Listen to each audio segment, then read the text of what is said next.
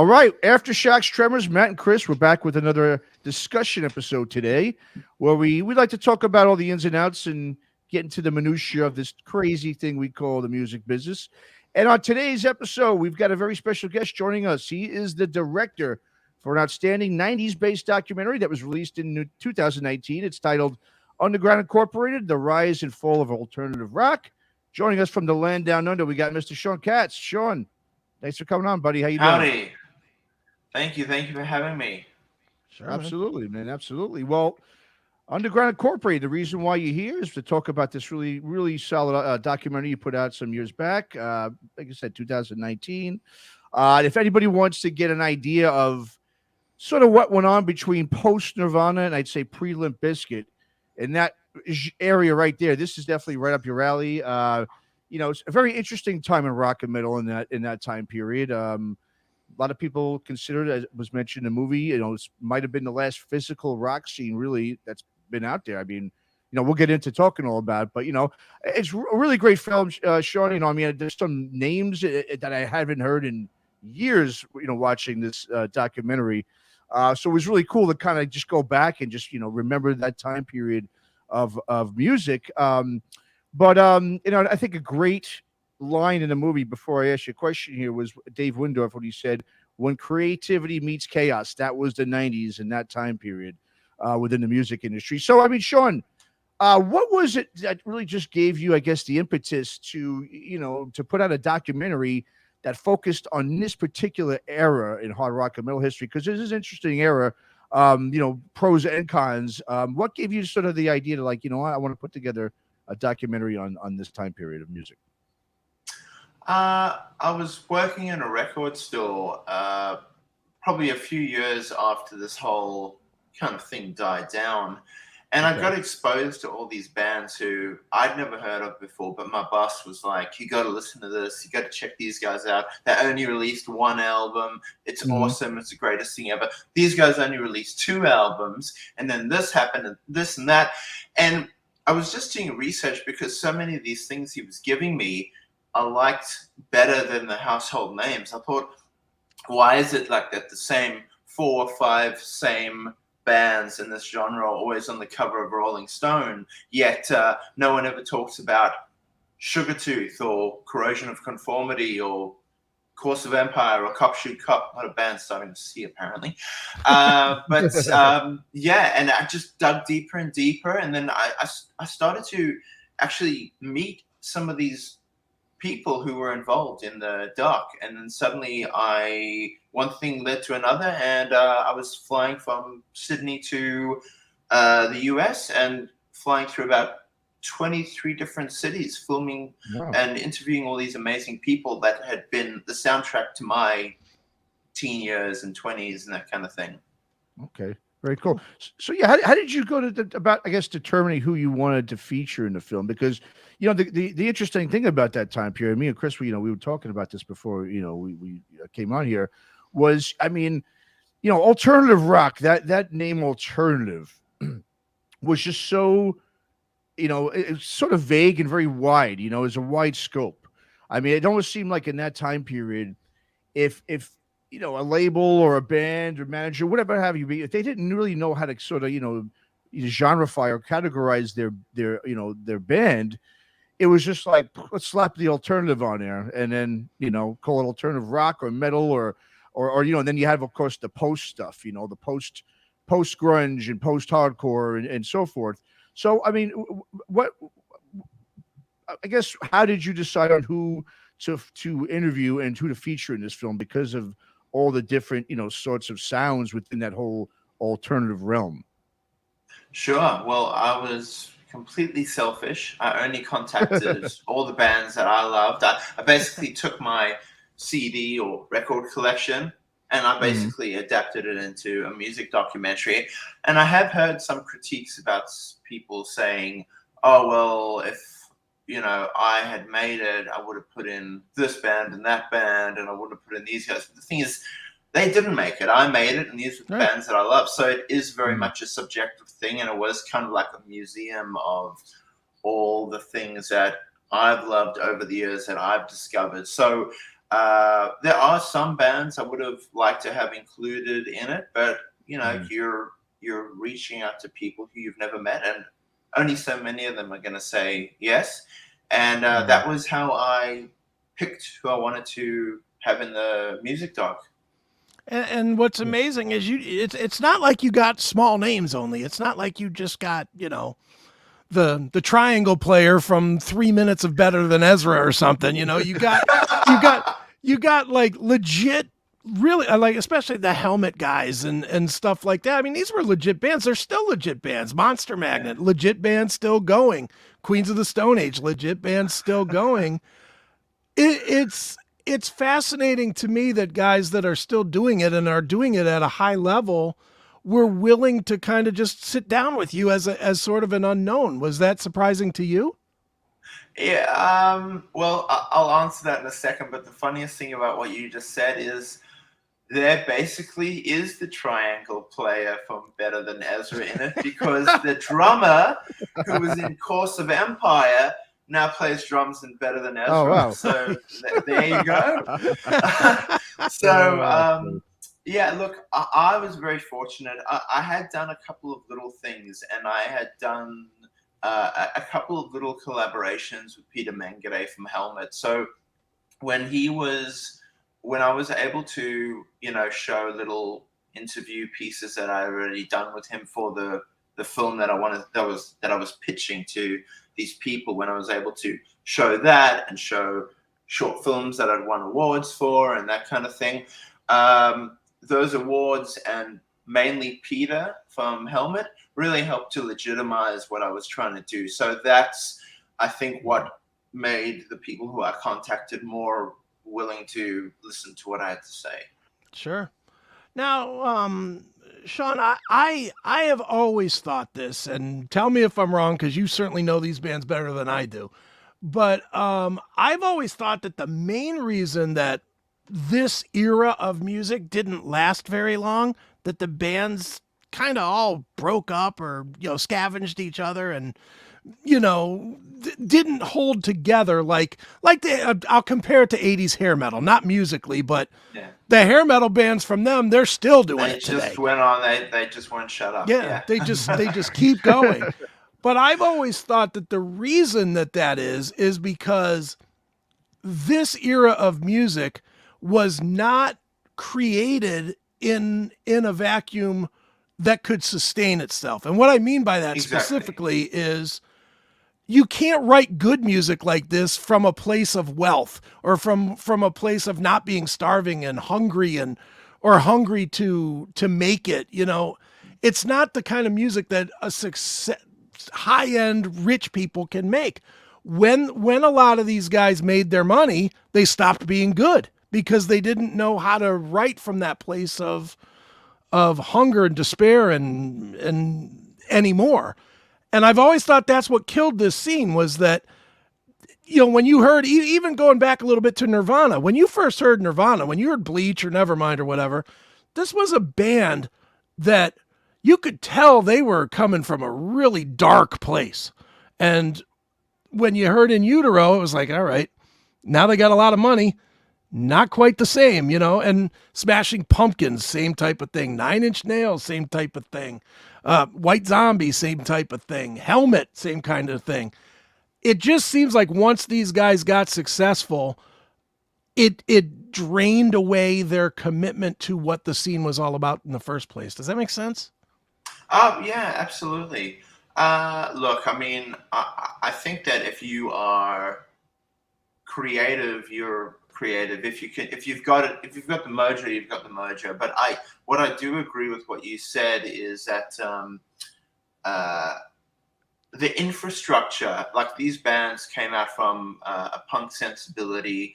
They came out from an underground that had cultivated itself over 10 years of people breaking their backs and blazing trails and indirectly setting up a demographic, for better or worse, that would, go into that whole Lollapalooza 90s alternative thing. But the thing was, when like, how there's that A&R gal who is explaining in the music doc, Laurel Stearns. She's explaining how when you take something out of its environment and you put it into something where it may not have the same things that can support that kind of scene, it can begin to die. So I think that was a big part of it. And I also think that the whole thing about, oh yeah, we've got an A&R guy working on this deal for us, and a thing is on MTV, and we're a buzz band, and I you know, like the whole thing about wanting to be paid to come to practice and that kind of thing.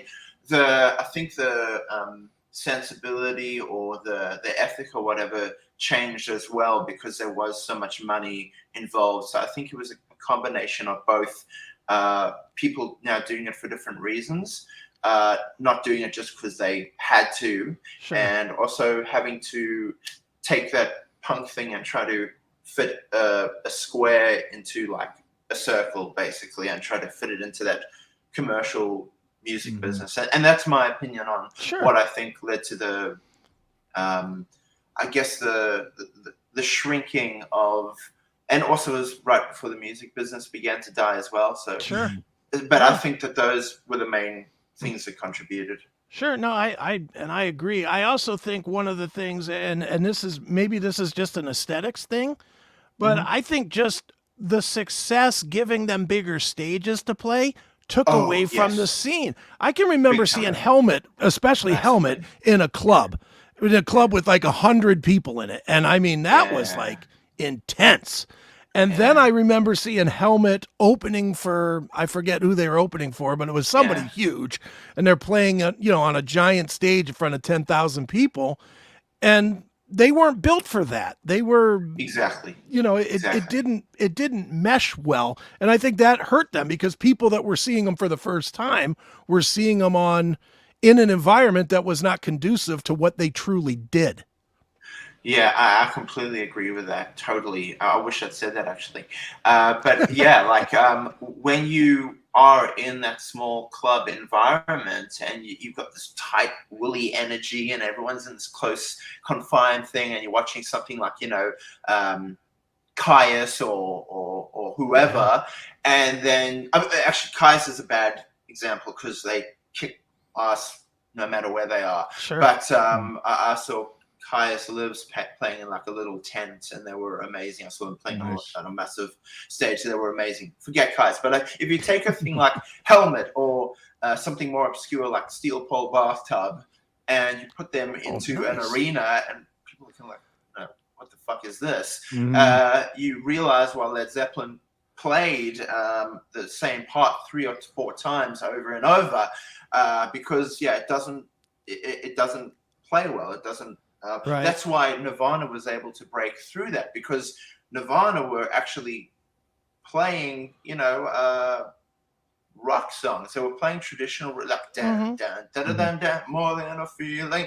It's it was closer to traditional rock than a lot of these other bands were. So I think the bands that did break through, like Smashing Pumpkins or Stone Temple Pilots, it was because they had that arena sensibility and how they wrote their songs to support that environment as well. I just want to stop this right here and say this interview is already worthy to me just because you mentioned Steel Pole Bathtub, which is, I thought I was the only person ever that had seen that band. So that makes my day. I was actually, so I was just going to say, I had some bizarre things happening to me along the course of releasing this. And one of the strange things that was a bit surreal was that I was interviewed on Sirius, the radio station in LA. I was interviewed on Sirius by Davey Havok from AFI. He interviewed me, which was a little bit weird. And when I mentioned Steel Pole Bathtub in that interview, he got so freaking excited. It was really quite funny. Nice. Well, yeah, I'm going to piggyback on what you guys are talking about. I mean, I think one of the things too, I mean, I think exactly, what you guys both said are definitely on point. I also think though too, unlike previous decades, where a band and artist they had time to sort of develop and prove themselves, right? In the 80s and the 70s, you got signed to a major, they gave you 2 to 3 records. Well, now the 90s brought the rise really of the independent labels. So the independent labels were really acting, as the minor leagues for the majors. I mean, they were doing, they were taking all the chances on the bands, putting out a few records. That was great for the majors because they didn't have to sit there and say, all right, let's give this band 3 albums to prove himself. They could say, all right, well, no, this band's on this independent. They put out 1 or 2 records. They're building up their fan base steadily. Let's go ahead and we'll give them one shot. And that's what I think a lot of them did. Like, and you're right. The manager who said in the movie about taking a band out of its environment and then now putting it into the major label machine. I mean, it's not everybody is going to be able to do that. I mean, even just having my own little label and having these bands try to go outside of their hometowns and play shows was a major thing. A lot of them just couldn't do it. Even though they did well in their local, areas, they couldn't do it outside of that. So I think a lot of it was, these guys got on one major, one record to prove themselves. And I mean, a lot of these guys got dropped like this. I mean, they did not have a chance to survive. It was almost impossible to survive during the whole post-Nirvana, Cobain era, in the mid-90s there. And I think a lot of it, once again, was because there was so much money being thrown. And it's like, what did they do with the money? Once again, it was just, here's a band, here's hundreds of thousands of dollars. And this was what's great. I know this was put in the film, to be spent on these bands where, okay, they had their little scene or their little, following in their hometown. It didn't necessarily mean it was going to, other areas, other geographical regions, the fans were going to be able to relate to them. And I think a lot had to do with the rise of independence that almost scared the majors, where it was like, oh, what are we going to do? We're not grooming these bands anymore. We're just going to go ahead and like I said, they were like the minor leagues. They would just kind of sign them off of, whatever numbers they were doing, whether they were on an Family Reptile or whatever record label, they just like a Helmet, bingo. That's a perfect example. I mean, Helmet, obviously, meantime blew up, and then, they slowly started kind of going down after that as well. So anyway, that was just something I wanted to mention is really, and I think it was Derek Green that mentions it. He says, you can't throw money and expect, that's going to be able to resonate for decades with people. I mean, it's just money. So I think the art suffered because of the amount of money that was just thrown into it. And there was no real planning behind it because the major label guys don't know what they're doing in a lot of ways with these kind of bands. They didn't. Yeah, definitely. Like, as you said, the majors were using the independent labels as a kind of feeder system, so they could, go up in the ranks, supposedly.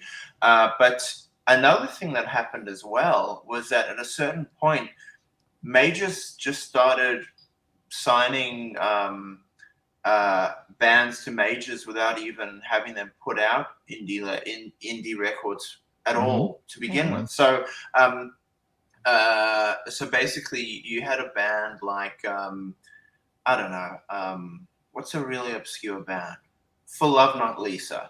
Okay. That is a band that was signed to. It was either Elektra or East West or one of the big ones that I think Pantera was on or something. Sure. And they signed them. No one that hadn't released anything. They sent them out on tour to open for, I don't know, whoever, Bay City Rollers or whatever, and and the bands did not, and that's what the majors didn't understand. A band like Faith No More or Soundgarden toured their asses off, back and forth, constantly, non-stop. Yep. So by the time they actually went over to a major, they had that built-in fan base. The same with like, I don't know, like a Biohazard or White Zombie. They really organically built that up. So they were a good fit. But they had that built-in audience that the majors wanted. And if you're going to sign a band right out the gate and just hope for gold, that 9 times out of 10, that isn't going to work, I think. Yeah. And I think another thing was, you're right. And that's what it was. Like you said, these majors were just signing these bands really with not much experience. Like you said, I mean, some didn't even probably, like I said, have a record out. The majors were just basically trying to look for the next Seattle, the next, big rock scene, physical rock scene. As we were saying, the 90s really were the last time we've seen a really physical rock scene. And because I remember there was like, for instance, I'll use Arista. I mean, they signed a couple of they signed a few bands.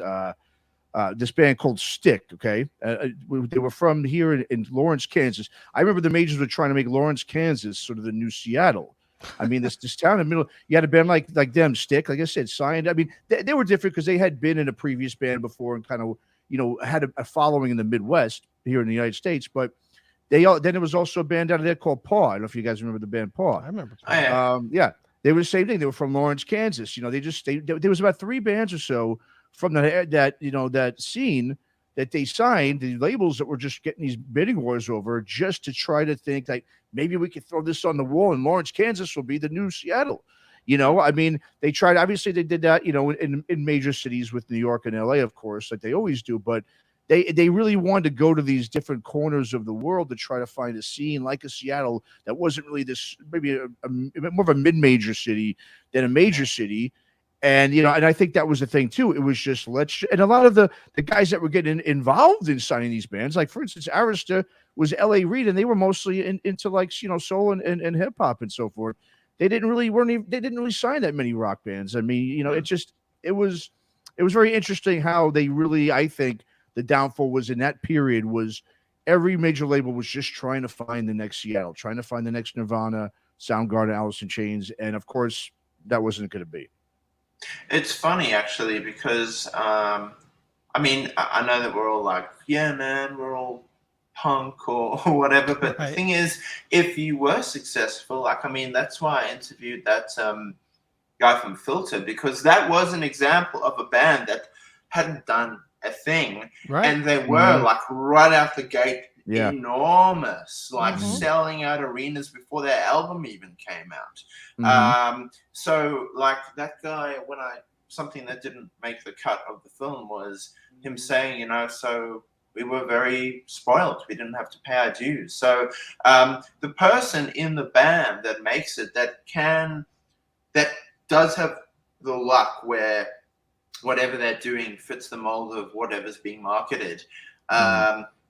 If they can get that lottery ticket, then it works great for them, and I'm sure they don't have any complaints. So I thought I would mention that just to get a little bit of perspective as well, that when it works in that system, it really works well. So I thought I would just mention that. Yeah, no, yeah, definitely. And then another thing that was great, I know that was mentioned in the film was they talked about one of the reasons too, why so many of these bands we were getting dropped. I mean, they get signed and dropped like the next day. And I've heard this, from a lot of people we've talked to in the industry, was because of the high turnover rate with A&R people at these labels. If like I said, if I signed Better Than Ezra, well, if I got fired, in a week, Better Than Ezra's screwed. Bottom line, I mean, no one on that label is going to sit there and work with them, and because it's not their band. And I think that was another major reason, is because there was such a high turnover rate within the industry. Once again, whatever the labels were looking for, they weren't giving the A&R reps a lot of time to really, prove themselves. So a lot of these bands just it was just bad luck, really. Yeah. I've got such a great example of what you're talking about. So the band Handsome, who I interviewed a couple of, they were one of the main featured bands there in Underground Inc. Jeremy was saying how, that's a singer, by the way.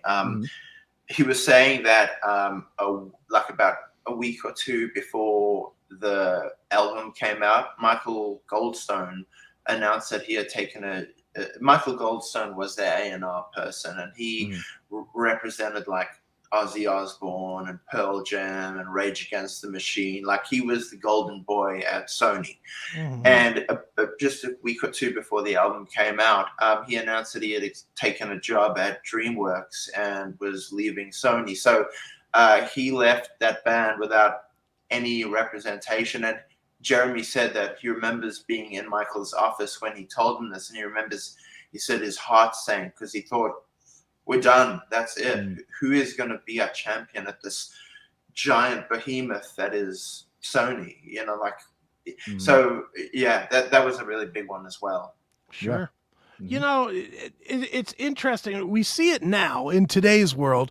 We're seeing all these old bands, the old heritage 70s bands and some of the 80s bands, but mostly the 70s at this point, they're all selling their catalogs for this huge amount of money. And I honestly think that whole transition of only supporting those that have succeeded earlier started in the 90s, in this exact era, because this is when all the people that used to be young and hip and were working at labels started becoming older. They started, all these guys now that were 25 and were signing Guns N' Roses or Motley Crue or the Eagles or whoever. Now they're 40, 50 years old and their wife, kids, homes, they started seeing the finish line instead of still being aggressive toward the business. And I think that's why you had such a weird scene at this particular time. This was like the first of the transition.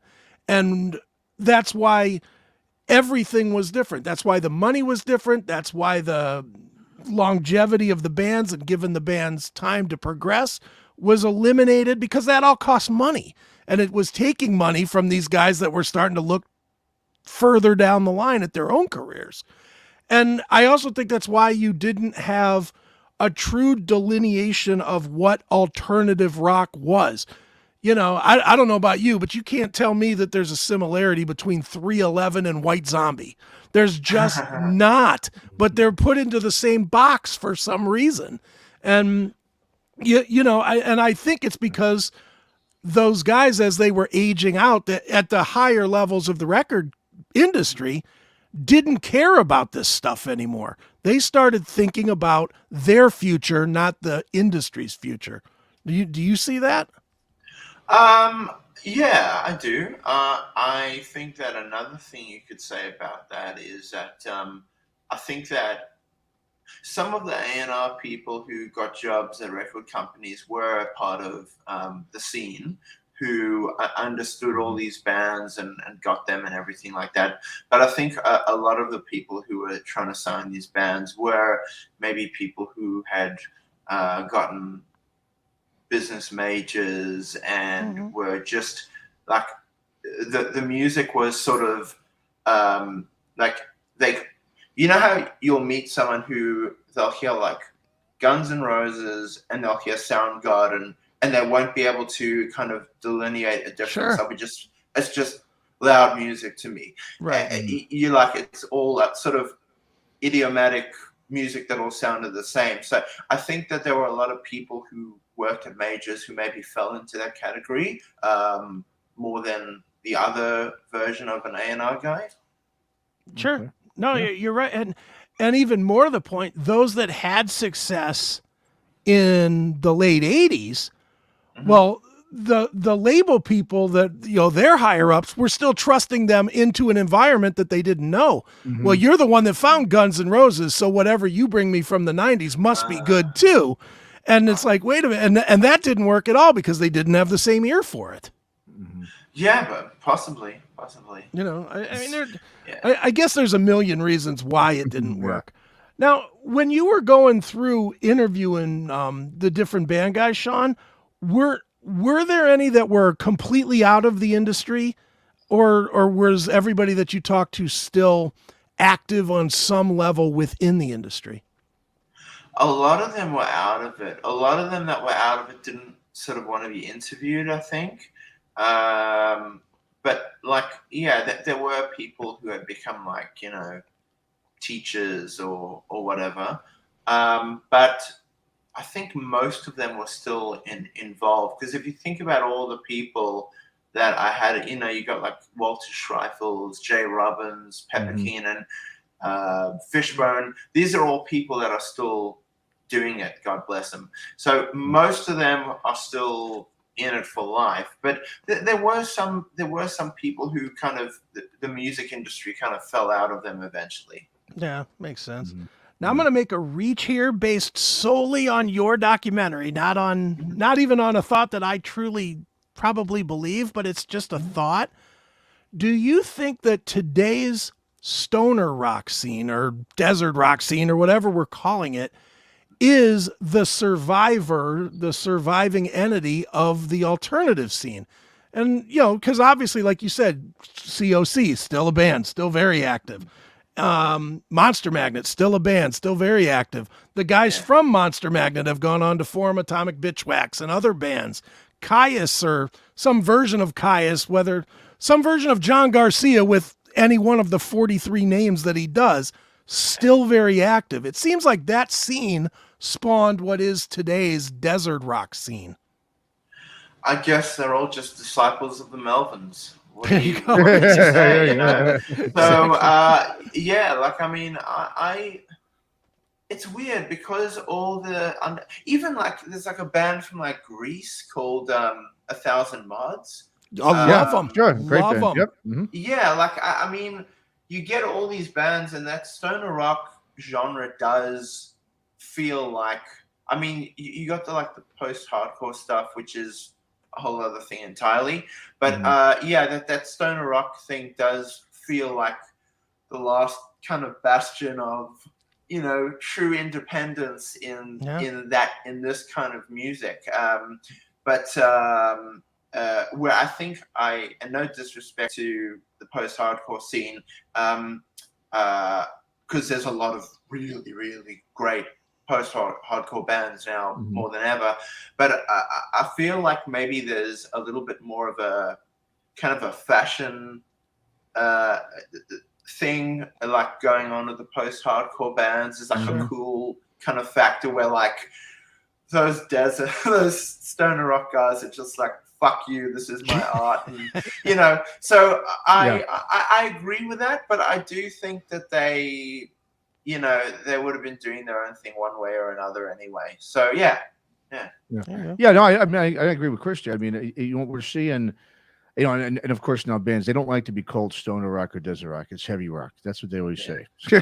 Heavy rock. But I mean, and what's good about that with the heavy rock, I mean, that's what, and I guess we'll talk about this for a little bit here is, we're seeing now a resurgence in the 90s. Not just even, meaning like a lot of the bands are reforming. You get a lot of bands that are getting back together, putting out records. That sound, like I said, that helmet sort of heavy alternative rock sound, it's really kind of back in. It's an in thing now. I mean, for a while it was stoner rock, then it was doom, but now it's whatever. But we are starting to see that. I remember, like me and Chris were talking about when I saw, because you had these guys in the film too. When I saw about a week or so ago, I saw that Downset got signed by Nuclear Blast. That to me told me all I needed to know, that they're ready to push the 90s now. I mean, the 80s had its time. Their renaissance. I mean, the nostalgic sort of renaissance time the 80s had for a long time. Now we're seeing the 90s. I mean, obviously early 90s with grunge, they've always still kind of, most of those bands have kind of stayed together. A lot of them, they obviously the big ones have been together for a long time and haven't really disbanded much, or if they did it was for a short time, or if someone, was no longer around. But now, like I said, you're really seeing, like I said, Downset getting signed to this major label. They haven't done, like Nuclear Blast, they haven't done anything in years, a band like Downset. They haven't been relevant in years. You're starting to see the 90s come back. A lot of the, and obviously the new metal bands, a lot of them are now packaging tours sort of like the way the hair metal bands do. You have a Head PE and Flaw and so forth. These bands kind of getting back together and doing these package tours. What's great about your film coming out, I think, is it really kind of came out too at a great time where people are now, like myself, when I was watching this film, it was just like, wow, like you said, Course of Empire and Cop Shoot Cop and these bands. I haven't heard of these bands. I haven't thought about them really in quite some time. A lot of those bands with those records I'd see in the record store, and I'd be like, I want to check this out, but it's $15, but I really want to get this over here, so I couldn't buy it. So I think what's great about Underground Inc. coming out within the last few years is great, because it's really at a great time where people are starting to, especially people who grew up with the music in that time that were really into it and going to shows like myself and like Chris and yourself, Shaun, is people are starting to think about those bands again. And then now those bands are probably thinking, no, maybe we can get back together and do a tour, or do a record. And so I think it's great to see, because, I was a fan of a lot of the bands. We've kind of touched on it. It was definitely a very interesting time, confusing in a way, because there were so many different sounding bands being lumped into one genre. But it is good to see these bands coming back, and the labels now embracing sort of the nostalgic period. I think now, which we're going to start seeing with the '90s. I mean, what do you see in yourself? Do you see that as well, especially when you talk to those, those artists a few years back? I mean, were they? I think you said a lot of them aren't really in the business anymore, but is it something that sort of that you felt when they were talking about it, they sort of started to get excited to even bring talk about these talk about their history with these bands that they were in the past? I mean, what do you see? Yeah, look, I mean, all of the people that I spoke to, as you can tell from watching them on camera, were really like genuine and forthcoming, and they didn't have any pretenses. And I think that if a band like Downset is signed to Nuclear Blast, I think that's awesome, and I think that they are. It's a great platform for them, obviously, and I think that I know that those guys were continuing to make music in their own time anyway, and they are lifers with the music they make. But to try to distill your question, to try to kind of boil it down, you were saying, sorry, can you just sort of? Yeah, no, I'm just talking about, just kind of talking about the resurgence of the '90s bands, meaning like we're starting to see a lot of them kind of get back together, put out some new music, go on tour. I mean, we Limp Bizkit, for instance, is I mean, they're playing in Madison Square Garden, and I remember maybe a handful of years ago, it was like Limp Bizkit, no one would go see those guys. Now they're playing in Madison Square Garden. Even just a few years ago, you had the Misfits and the Cro-Mags playing arenas. I mean, that as big as those bands were, I never thought of them as arena bands. So I'm just saying, like, what do you sense? Do you see the same thing? Do you see a lot of the '90s kind of resurging like we're kind of seeing over here? Look, I don't have a strong feeling on that, because I don't really know. I mean, there's so many things that could have contributed towards that, but like I do know earlier on you were talking about the stoner rock bands, and I do think that those newer generation of bands and the older bands go hand in hand, because I feel like if let's say a band like the band Wrong? Yeah. Okay. They are definitely students of Helmet, and Whores are definitely students of, let's say, Jesus Is It.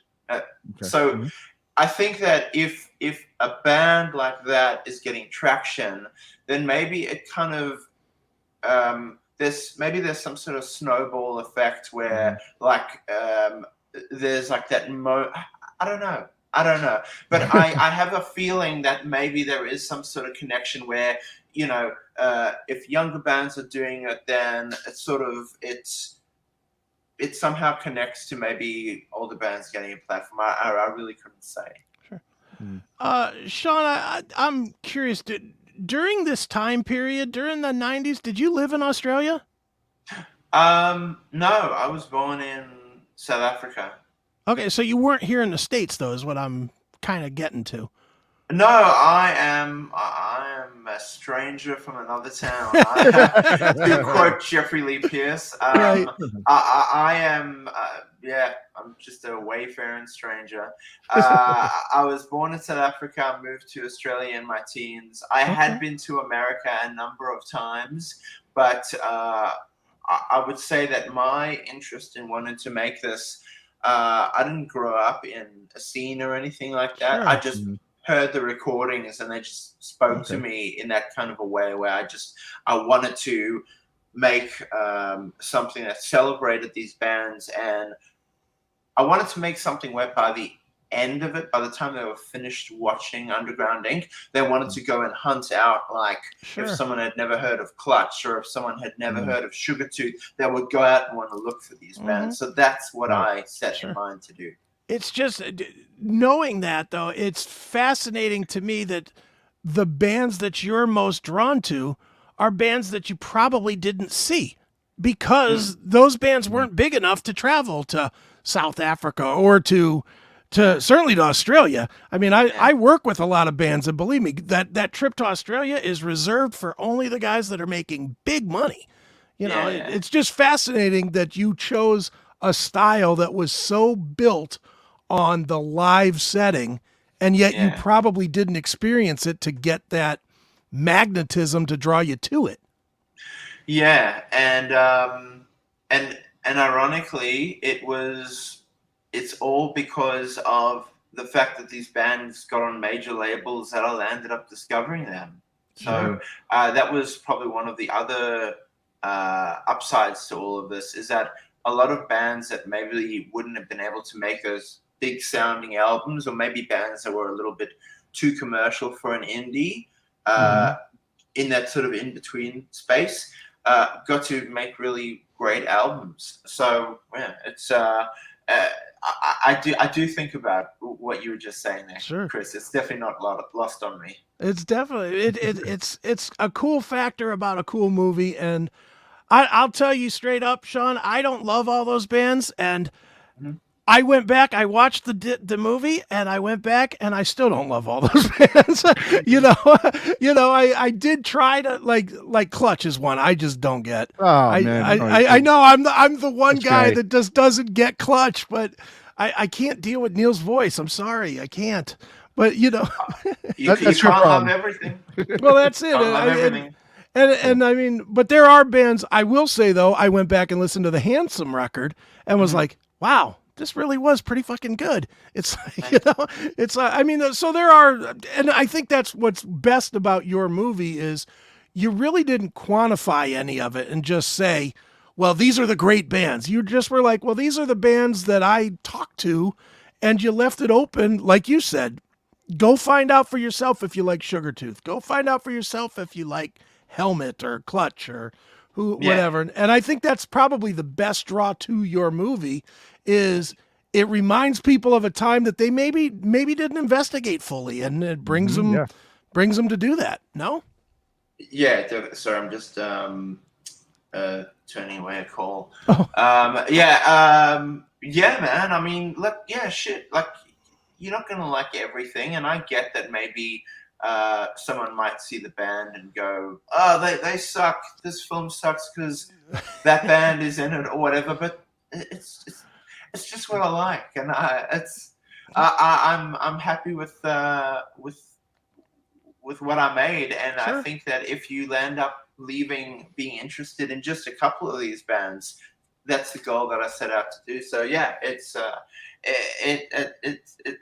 it leaves me with a great sense of satisfaction to know that I made something that obviously had a compelling story with obviously the business side and the betrayal and everything, and also leaves you maybe wanting to have an interest in a side of music that maybe you didn't quite know as much about before, or are willing to maybe reassess some of the bands, and maybe you like some, maybe you don't. Yeah, very good. Well, the movie is called Underground Inc., The Rise and Fall of Alternative Rock. And Shaun, where should we tell people to go to?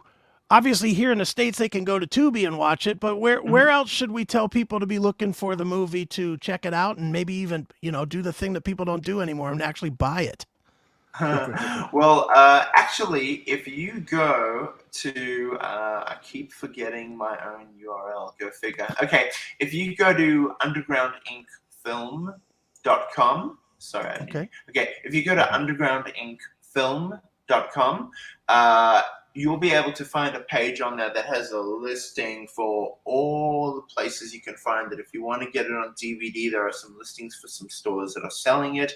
If you want to get it on iTunes or Google Play or Vudu or any of those ones, there's a comprehensive listing on the, I think it's called, there's a link on the top of the screen that says, get this film, and then you can find out where it is. If you just want to watch it for free, just as a curiosity, you can see it on Tubi. So there's lots of options out there. So that URL to check it out again is Underground Inc. Film, all one word, undergroundinkfilm.com. Very good. Now, Shaun, are you just quickly? I mean, are you? Because I really enjoyed the film, and I thought you did a great job. Are you thinking of doing any other kind of music business films in the future? There is one thing that has been percolating in my brain. I've been like getting all jazzed up about thinking of. It's not so much about the business side. It's more on the creative side of things.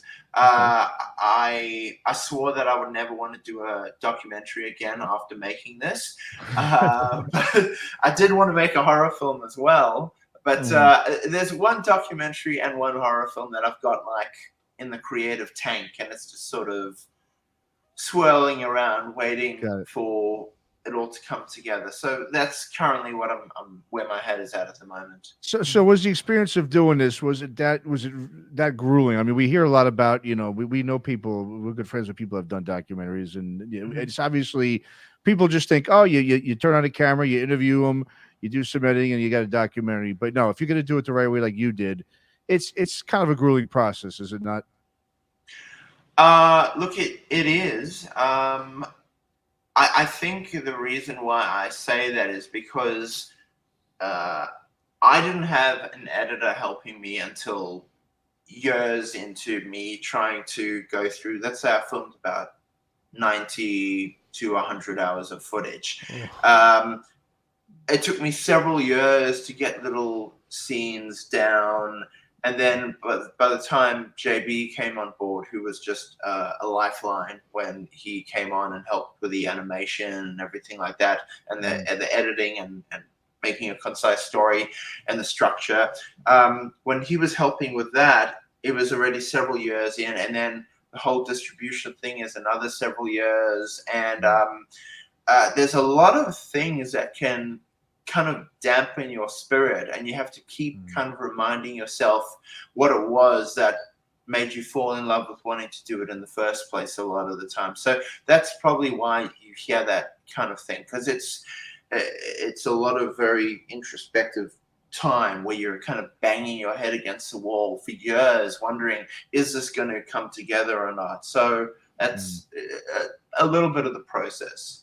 Got it. Okay, well, great. Well, we're very grateful you've done it once again. Underground Inc., the rise and fall of alternative rock. And Shaun, thanks so much for coming on. And, just tell our listeners out there, go check this movie out.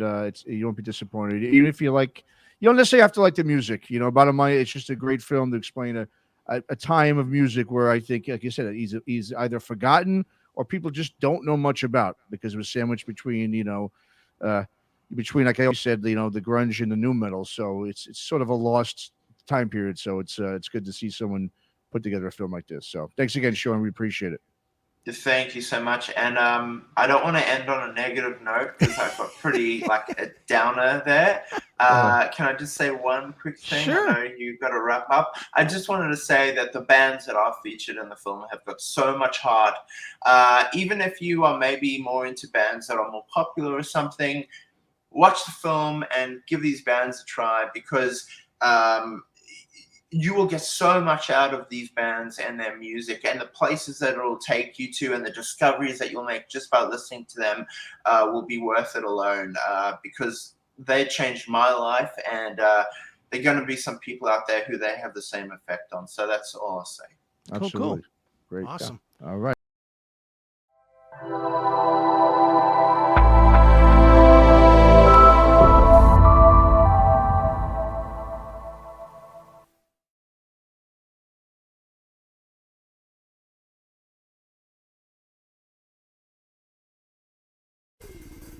When it's time to rock, it's time to tune in to Crash Course Radio. Featuring the very best of the heavier music, from Slayer to Clutch to Fear Factory, it's all in one place, Crash Course Radio. To tune in to Crash Course Radio, simply visit www.cmsradio.net.